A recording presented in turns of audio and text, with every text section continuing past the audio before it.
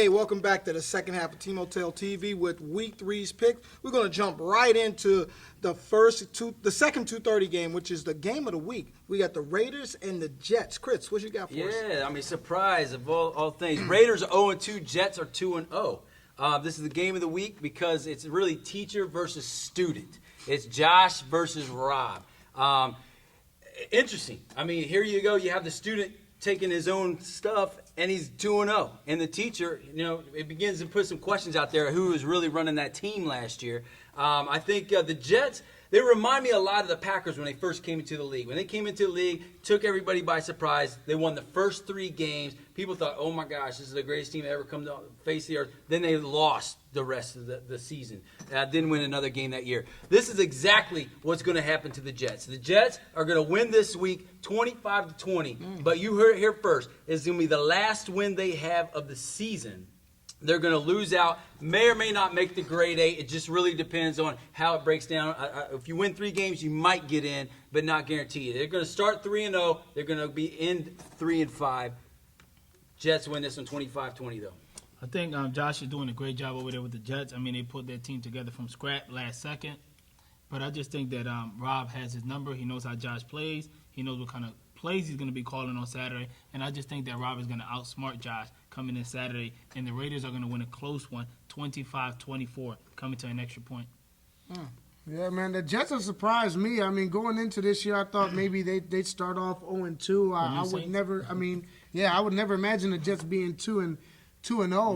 And what it is that the team is playing within their means. Ant is starting to develop into a quarterback. Right now, he's kind of like a game manager, but when the pressure rises up, he steps up to the occasion. I seen some very accurate passes in overtime where he's having to make these tough throws, and he's really stepped up his game. And they're using their players. I mean, they put them in the right position. You got Yasir, who was on no one's roster now, who's leading the league in touchdowns with 7, and he has 17 catches this year. He was a Panther. Yeah, he could have been on the Panthers, but he was a Panther. He didn't want to play for them. Yeah, I guess he knew what was going to happen this year. I don't know, but yeah, you got a Damien. He had a huge interception this last week against the who they play last week? The Ravens. Against the Ravens, he had a huge interception, almost had the game-winning touchdown. So they got these younger, up-and-coming guys that are stepping up, and it's going to be scary to see if they all evolve as the season comes along. But the coaches also have to evolve as well. Some of the stuff that they're doing will work against, some of the teams that are struggling, but against the veteran teams, they're going to have to step up their game. I don't know if these coaches are watching films and stuff like that. The Raiders, I mean, they're dealing with growing pains over there. Alec played much better at quarterback, but he had that crucial interception at the end of the game to Gio, which cost him the game. But I guess going into this game, I'm going to have to ride the hot team. I'm going with the Jets, 3-0, Jets, Jets, and I got them winning. They've been scoring a lot of points, so I'm going to go 30-28. You know they be watching tape. You be with them watching tape. All the coaches from the Jets on 2nd Street. Y'all watch tape together in this building over there. I've seen you plenty of times. it's weird. You guys Cat's watch out of the bag. I mean, Buddy's out the bag. With the lights off. Buddy's out the bag and out the closet. He's out the closet. Yeah, Buddy's out the closet. First off, I don't fit in the closet, so. So that's going to do it for that pick where we have Chris and Buddy finally siding up with each other, picking the Jets. So let's go straight into that first 4 o'clock game where we have the Rams versus the Colts. Yeah, the Rams 1-1. They finally got their first win in their franchise history, which has only been 2 games. The Colts are 2-0. It is official. The Colts are officially an elite team this year in this league. And I think they are going to win a lot of games this season. The way their schedule's set up, it's pretty soft. So they're going to win a lot of games. Esky has 6 interceptions after 2 weeks. He's on pace to double the record. Now, I don't know if he can keep that pace going, but he's only six interceptions away from tying the all-time record, which is pretty amazing at this point. The Rams, it's hard to gauge them. They played the Bengals, and they had a tough matchup. And they're going to get better. They're an expansion team. I think they're going to have some struggles this year. I think the Colts going to win this one 38-13.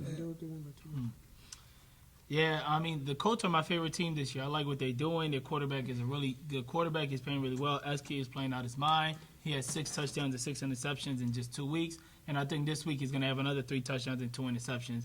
And, I mean, he's playing really well. Namdi's playing really well. It seems like all you have to do probably is try to slow down Namdi and Neski, and you might have a chance to be in the Colts. Those are the only two guys Jose throws the ball to. But I just think that the Rams being a new team with a new coaching staff, they're not prepared. And then Wayne's doing a really good job with those kids, and the Colts will win this one 37-20.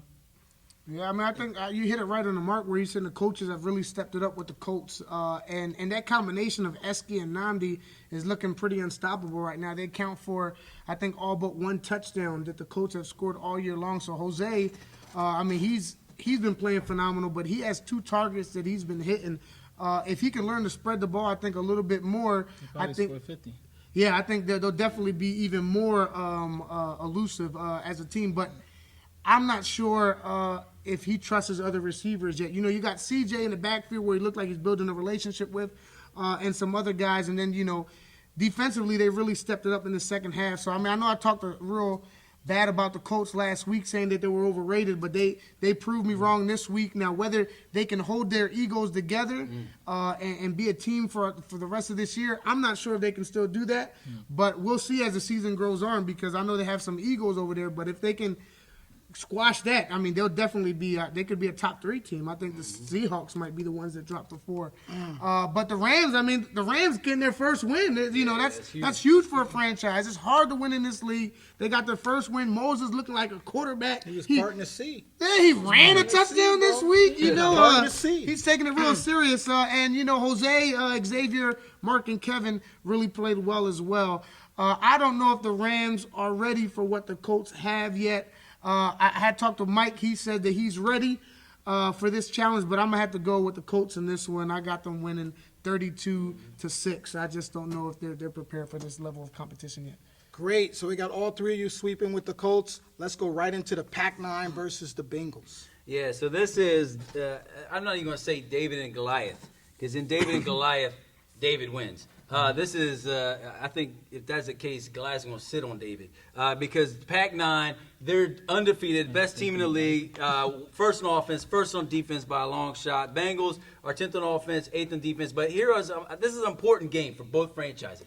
It's a game of character, because the Packers, the chances are they're going to win, right? And it's so easy to talk smack and all that kind of stuff. And champions, real champions in this league aren't about spitting. Now, real champions in this league aren't about talking to smack, but being men of character. And this is a chance for the Packers to show the league that they're men of character. Now, the Bengals, on the other hand, it'd be real easy for them to give up and not prepare and give their best effort. I see the Bengals working hard, going to trainings. Bengals are going to give it all this week, but they're still going to lose 49-6. I mean, Shane is playing really well, but he just can't seem to throw more than 4 touchdowns and a half. I think this is the game where he throws 6 touchdowns and a half, and he finally, you know, marks that personal goal that he's been trying to get all year. And I just think that the Packers are just too experienced, too good of a team for the Bengals, and they're going to be a little too much. And the good thing this year I'm hearing is that the league finally opened their eyes, and Ryan will be a 1, which is what he should have been since week 1. And finally he'll be a 1 week 3, which means that their backup team won't score that many points. So I say this game will be 38-20. Yeah, I think you hit it on. I mean, Shane is he's just making the right decisions throwing the ball. I think he's struggling. So now I'm hitting on you. You agreeing with Leo now? Right, Buddy and Leo combination. Listen, it's okay. You must be reading my notes here, because everything you're saying is All right I know on is here. Ryan wear glasses. Zion wear glasses. I think you just started naming kids out of nowhere. But anyway, the Packers are playing lights out right now. I mean, they got 10 different players who scored touchdowns. You got Ryan, who just continue to make play after play. Bello is evolving. He might be small, but he's playing big. He even played backup quarterback this last week. Their defense is phenomenal. A.J. Kashim and Darius at corners. Matt is doing it on both sides of the ball. I'm proud of the boys. They're doing pretty good over there. And on the Bengals, I think this might be a week where they start to figure it out a little bit. If you could just compete with a team like this can give you momentum to go into your other games this next week. Moral victory. Yeah, I think Emmanuel is playing pretty good at rusher. You got Jose and Angel on defense that are stepping it up. Armani came back this week. He made a play. He had a pick 6. I think just offensively, if they can get it together, look like they're switching through quarterback. But this might be the game if they can, compete a little bit against us. Even if they can compete against their twos only gave up 1 touchdown all year long. I mean, I think that's saying something. But I got the Packers winning this one big. I got them winning 35-12. But I got the Bengals building something up with them 12 points. Agreed. That was another clean sweep with all three of you picking the Pac-9. Hey, guys, that's it for week 3's picks. We're not going to go into the verse today, but watch all the videos. The verses is up on the app. Stick to one quarterback, guys. Just one. Balls. What was I going to say?